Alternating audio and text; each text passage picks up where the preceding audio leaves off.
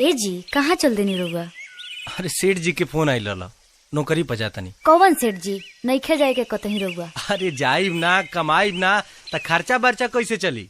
अरे हम बताओ तनी कैसे खर्चा वर्चा चली।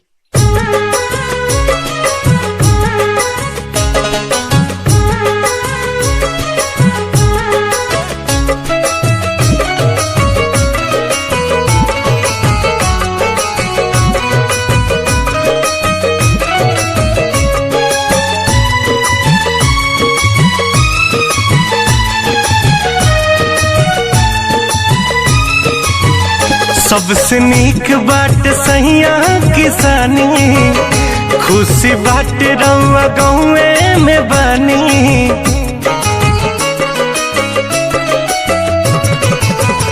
सबसे नीक बाट सहिया किसानी, खुशी बाट रउआ घरवे में बानी। मारो कमैला के ए जी बहरा में गईला के,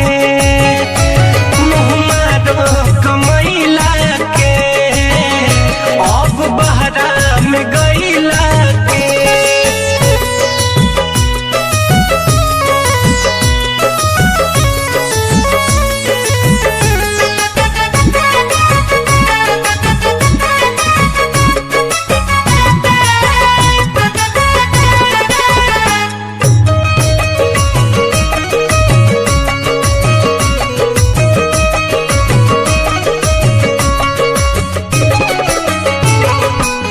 महल से नीक बाट टूटही फलानी, नून रोटी भले खाइब जा।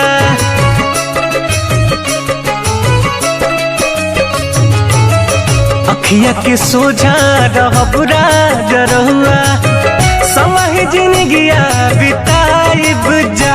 परदेसवा में होला परेशानी, अपना धनिया के बात तहनी मानी।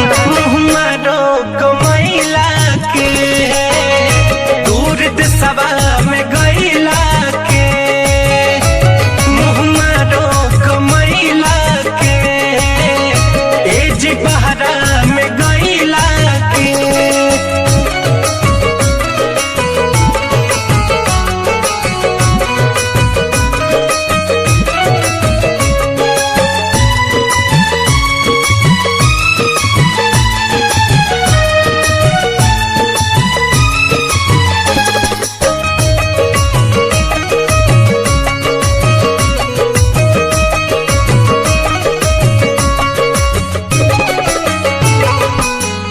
होली दिवाली अब संगही मनावल जाई, घूम के दशहरा के मेला जी।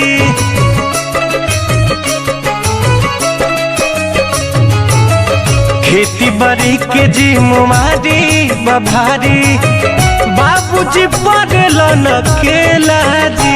सैया रितेश दुखवा के जानी, मुन्ना राहुल के भरोसे रहतानी। मारो कमैला के दूर देशवा